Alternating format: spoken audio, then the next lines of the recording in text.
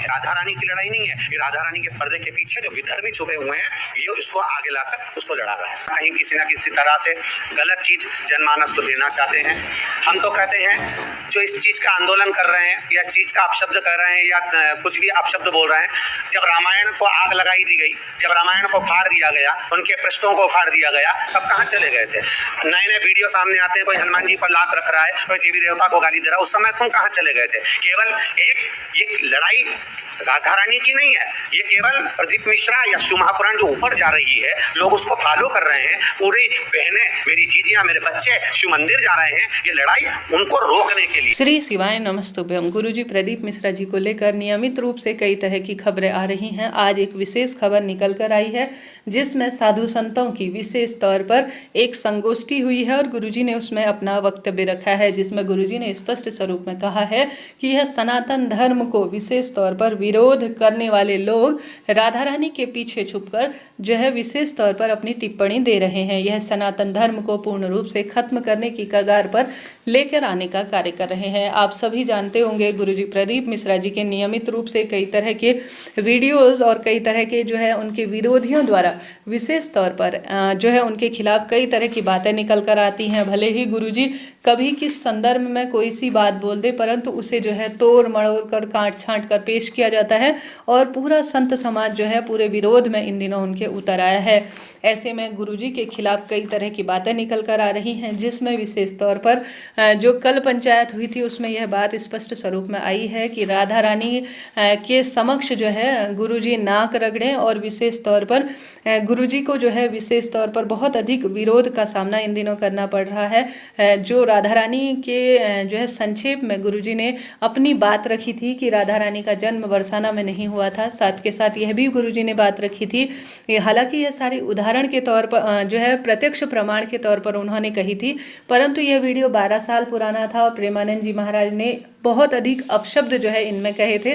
साथ ही जो ऐसे साधु संत जन जिन्हें विशेष रूप से कुछ भी ज्ञान नहीं है, वह भी आज गुरुजी प्रदीप मिश्रा जी की सभी चीज़ों, उनकी देखा होगा अपने लाखों करोड़ों प्रशंसक हैं और जब भी वह शिव कथा करते हैं तो उनके बोलने की कला के सभी लोग विशेष तौर पर दीवाने हैं। ऐसे में इन दिनों गुरुजी के पीछे हाथ धोकर लोग पड़ गए हैं। मेरा तो यही कहना है, आप सभी का क्या कहना है इस बारे में जरूर से बताइएगा। जैसे कि आप सभी विशेष तौर पर जानते होंगे, गुरुजी की कोई भी बात कही हो, गुरुजी ने कहा है एक लोटा जल सब समस्याओं का हल। उन चीज़ों को सही वास्तविकता पर जो गुरुजी की सीता रसोई चलती है, रुद्राक्ष वितरण किए जाते हैं और गुरुजी द्वारा गौमाता की सेवा की जाती है, कई लाखों लोगों निसंतान दंपत्ति को संतान की प्राप्ति हुई है, वह किसी ने नहीं देखा। आज तक उनकी प्रशंसा में कोई भी एक शब्द किसी व्यक्ति ने नहीं बोला, परंतु आज उनकी प्रामाणिकता, उनके शिव तत्व के बारे में कई लोग इस तरह से पीछे पड़ गए हैं, जिनके लिए बहुत अधिक जो है मेरे मन में यह बात है कि बैठकर मिलकर कोई भी बात का सल्यूशन हो सकता है, परंतु किसी सम्मानजनक व्यक्ति जो कि हमेशा ही धर्म ध्वजा को अपने हाथ में लिए फहरा रहा है और उनकी प्राथमिकता यही है कि प्रत्येक शिव भक्त रोज एक लोटा जल शिवलिंग पर समर्पित करे, परंतु गुरुजी के पीछे हाथ धोकर लोग पड़ गए हैं। नारियल उन पर फेंका गया, उन्हें मारने तक की कोशिश की गई और आज एक सामाजिक मंच पर जहां पर बहुत सारे साधु संत जिन्हों ज्ञान अर्जित है, उनके मंच पर एक ऐसी बात कही गई कि गुरुजी को जो है गला काटने तक की धमकी दी गई है और उनके खिलाफ FIR की गई है। साथ के साथ उन पर जूतों की माला जो है लगाकर चौराहे पर जो है और उन्हें प्रदीप मिश्रा तू करके संबोधित किया जा रहा है। यह पूर्ण रूप से गलत है। सभी सम्मानजनक व्यक्तियों को बस यही कार्य करना चाहिए कि आवश्यक रूप से विशेष तौर पर गुरुजी और जिन पर भी यह विचारधारा है उन्हें आपस में बैठना चाहिए और बात विमर्श करनी चाहिए। इतने सम्मानजनक व्यक्ति को इस तरह से बोलना, इस तरह से उन पर बात करना, यह पूर्ण रूप से निंदनीय है। जिस स्वरूप में भी उन्होंने प्रत्येक शिव भक्त को जोड़ा है, परंतु जोड़ा जरूर है, इस बात को कोई नकार नहीं सकता। प्रभु भक्ति में प्रत्येक व्यक्ति अपने अपने तरीके से कथा कहता है, मेरा यही मानना है। गुरुजी का अपना एक कहने का तरीका है, अपना उनके कहने की भी विचारधारा है, उसे नकारा नहीं जा सकता है कि आज उनकी प्रसिद्धि से लोग कहीं ना कहीं जलने लगे हैं, मेरा यही मानना है। क्योंकि देखिए सामाजिक मंच पर कई अच्छी बातें भी निकलती है, कई बार हमसे त्रुटि भी हो जाती है। हालांकि गुरुजी ने कोई भी राधा रानी के खिलाफ गलत नहीं बोला। उन्होंने सदा सर्वदा कहा है कि मैं राधा रानी के चरणों में गिरकर दंडवत उन्हें प्रणाम करूंगा, प्रणाम करता हूं और हमेशा करता रहूंगा। परंतु कुछ लोग, उनकी अपनी राय है। जब आपने देखा होगा राधा कृष्णा सीरियल एक आता है, कौन से टीवी में आता है यह मुझे नहीं पता, जब उस चैनल को पूर्ण रूप से प्रसारित किया गया, पूरी तरह से उस चैनल में दिखाया गया, जिसमें राधा रानी का विवाह जो है अनय घोष से हुआ और उनकी जो है पति पत्नी कृष्ण, तब उस सीरियल का किसी ने विरोध नहीं किया, किसी ने उस सीरियल के बारे में कुछ भी नहीं कहा। परंतु गुरुजी ने जब प्रामाणिक जानकारी के साथ अपने पृष्ठ नंबर इतने में अंकित है वह सारी बातें कही, तो पूरा संत समाज एक सरफ खड़ा हो गया और गुरुजी के विरोध में सभी बातें कहने लगे।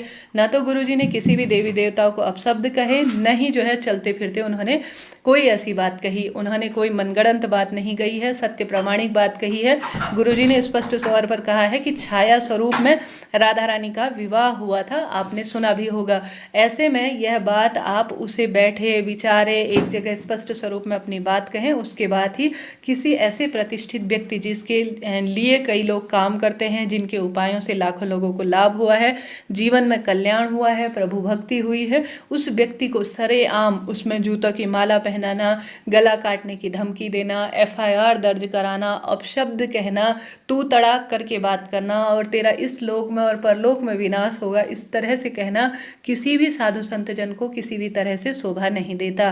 किसी भी स्वरूप में सभी साधु संत जन को बैठना चाहिए। यह गुरुजी ने स्पष्ट सुंदर शब्दों में आज बहुत अच्छी बात कही है कि यह सनातन धर्म को खोखला कर रहा है और इसका कई लोग लाभ उठा रहे हैं, हंस रहे हैं, न्यूज चैनल वाले इस पर डिबेट करा रहे हैं, तमाम तरह का टाइम पास कर रहे हैं। यह पूर्ण रूप से गलत है। देखिए, शास्त्रों में लिखी गई बातें, उनको कहने का तरीका, करने का तरीका, बताने का तरीका, हंसने हंसाने का तरीका सबका अलग अलग होता है और सबको अपनी बात रखने का अधिकार है। परंतु कुछ ऐसे व्यक्ति जिनको समझदारी से काम लेना चाहिए, बैठकर मिलकर बात करनी चाहिए और इस मुद्दे को सुलझाना चाहिए। एक दूसरे पर कीचड़ उछाल कर किसी भी स्वरूप में कोई भी बात कहना सही नहीं होता है।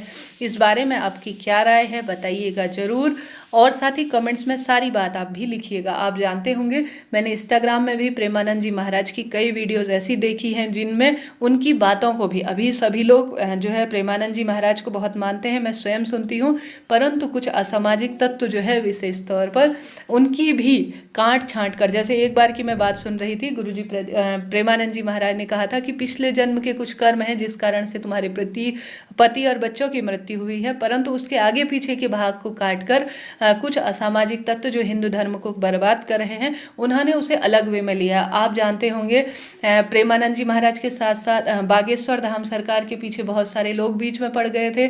उनके द्वारा कोई भी कही बात को ऐसा अपशिष्ट स्वरूप में प्रकाशित किया जा रहा था जो हमारी नज़रों में गलत ही हो रहा था।